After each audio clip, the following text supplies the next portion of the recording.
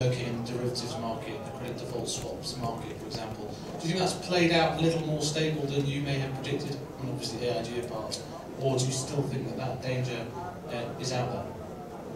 You know, I'm not on top of that situation. I haven't paid attention to it. I don't have a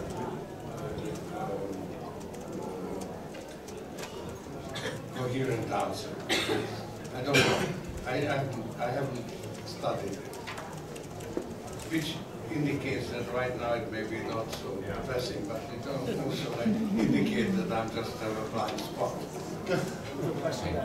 Marco Panara, La Repubblica. Sometimes I think that if ECB were like the Fed, Europe would be the most growing area, economic area in the world.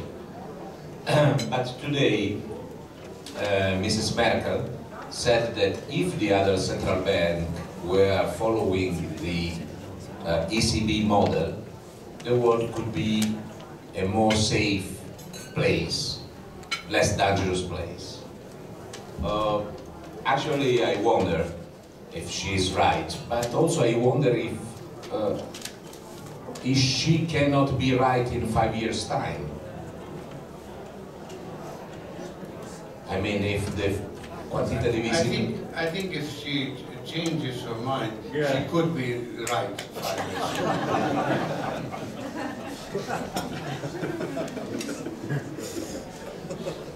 And I think there's a good chance that after the election she will change her mind, because she doesn't have any firm convictions on this issue. She is a brilliant politician, and you know, she knows the forces. So after the elections, there could be a U-turn in Germany. Ken Choi from Chicago newspaper, Korea. You just said that the crisis is not over yet. No, I said the acute phase of the crisis is over. Right, but it's still lurking, and the main players still need to do something to correct this. The fundamental imbalances have not been reduced. In fact, they are getting worse. And if this continues to go down on a spiral of things, then you know, do we just sit there and watch, or what should we do to make things correct this thing? Well, you know, I proposed that the situation would be much more stable if Europe broke up into two currencies, the euro, and the debt would be denominated in euro, and then let's say the German mark and the other those who want to follow Germany leaving the euro and allowing their currency to appreciate. And then the debt problem would be automatically reduced, because the debt is denominated in euro, and euro would fall in value with regard to the Deutschmark. And the burden of adjustment would fall on Germany as opposed to the debtor countries. And Germany is in a better position to take those adjustments because it's more prosperous. So it would be a better, a more stable situation long term. It would preserve the European Union in its own original form of equals, because both debtors and creditors would have to cooperate to keep the exchange rate within reason. So there would be a need for both sides to adjust their policies to keep the exchange rates from going too far, which would be, of course, disruptive. So it would actually be a fulfillment of the Keynesian dream of a system but both the creditors and the debtors have to make adjustments to keep it stable. Hi, I'm Felipe from El Mercurio of Chile. You mentioned the lost decade of Latin America, and you said that maybe Europe could face something similar. But let me take you to Latin America for this. What is your impression of Latin America right now, and especially with Brazil? You were so critical about Brazil 3 years ago. I would like to know if you have some new impression of the situation of Latin America. I don't really have a sharp view of Brazil. As I say, I've retired from money management, so I don't watch everything the way I used to. So I don't have anything worthwhile to say. Question over here. Should, Steve Lees from CNBC, should Europe join the United States in enacting measures to respond to human rights abuses in Russia? And in general, what more should the United States and the West be doing to respond to the Russia situation right now? Well, I didn't talk about Russia, but I should have, because I think that's an important country, and politically things are now moving. I mean, Putin has turned repressive. Repressive or depressive? Repressive.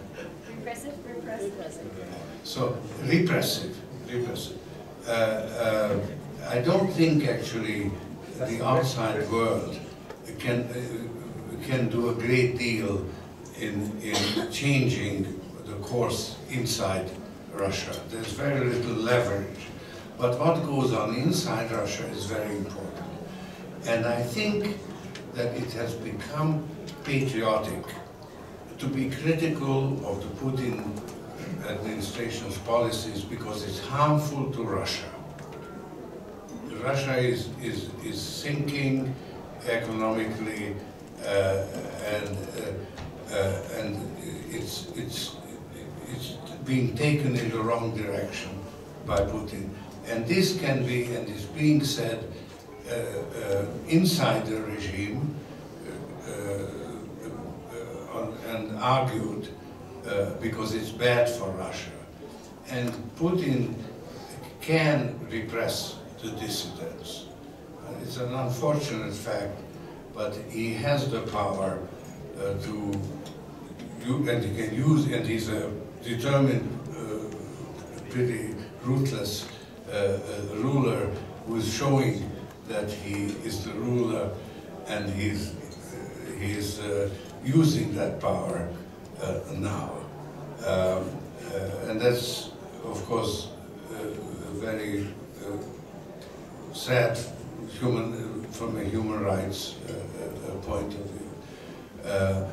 But there's very little that the outside world can do, except not invest in Russia.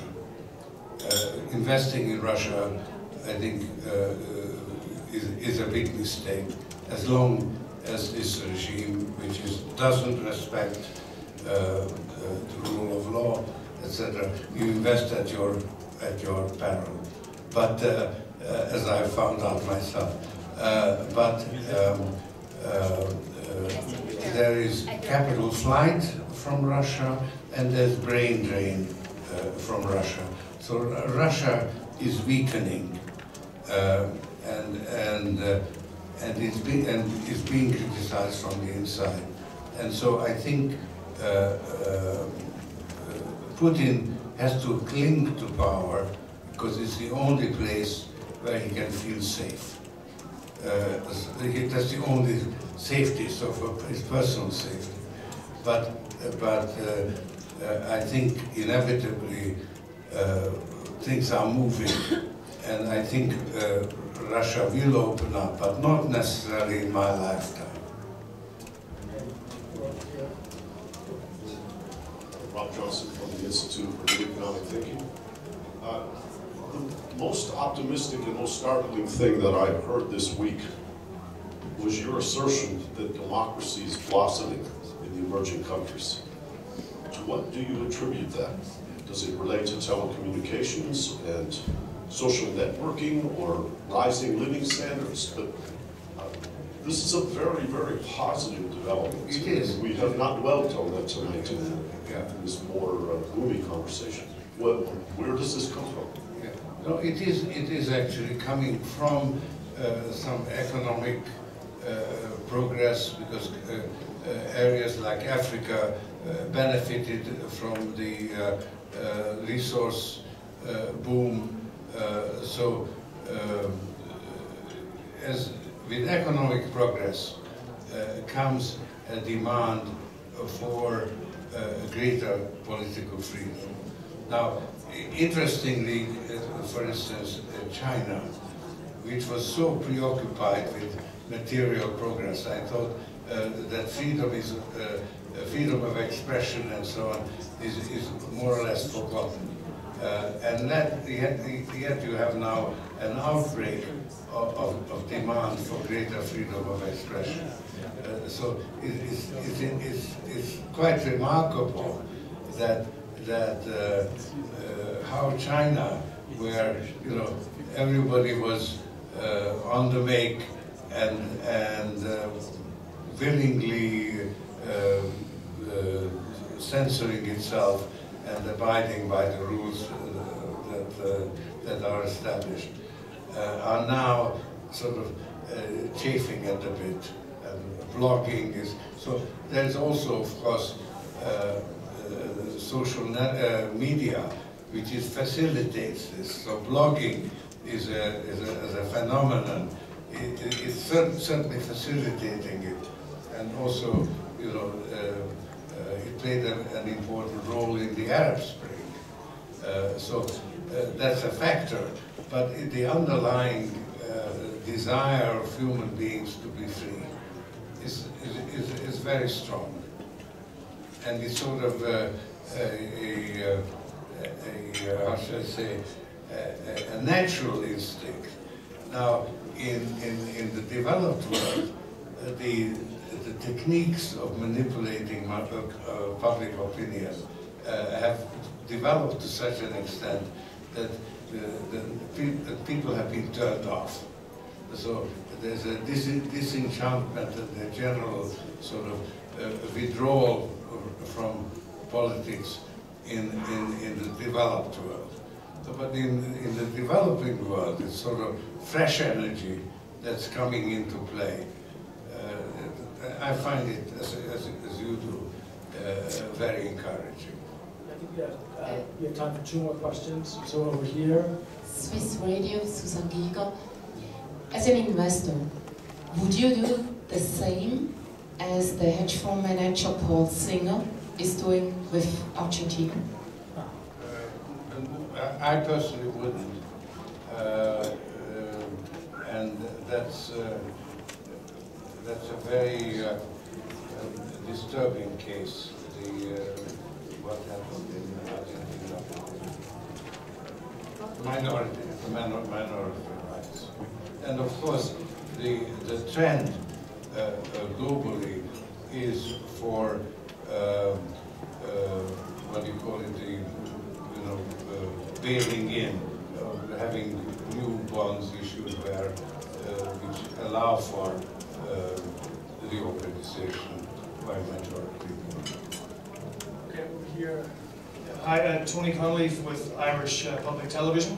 The Irish government hosts the EU presidency at the moment, and they've been lobbying quite hard for a deal from Europe on the debts relating to the property collapse, partly through the ESM, but they're also keenly in need of a deal from the ECB on some 30 billion euro relating to the Anglo-Irish Bank collapse. Do you think the ECB should accede to that restructuring demand? Thank you. I'm not on top of that situation, but I think Ireland had a very raw deal in the euro crisis. If you compare the fate of Ireland and the fate of Iceland. Iceland is actually flourishing, although it had a bigger banking crisis than Ireland in relation to its population, because it simply did not accept the liabilities of the banks.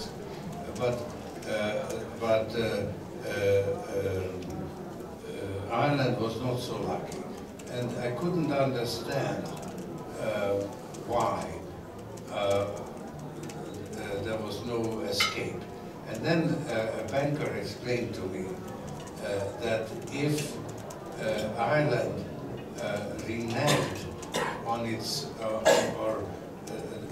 did not take care of the banks, did not take over their liabilities, then they could not protect the depositors, because under European law, the unsecured creditors have the same status as the depositors, and there is a law against discriminating in favor of domestic interests against other countries. So that law prevented Ireland from saving the depositors, but not fully underwriting the liabilities of the banks. And that's what landed Ireland with this enormous debt. And I personally think that this is pretty unfair to Ireland, but I don't expect. I think the minimum will be done to satisfy the Irish demands. You always get the minimum in terms of, let's say, transfer payments. Okay, I think that's all we have time for. George, if there's any final closing comments you want to make, otherwise I think we'll have dessert. No, I think you deserve dessert.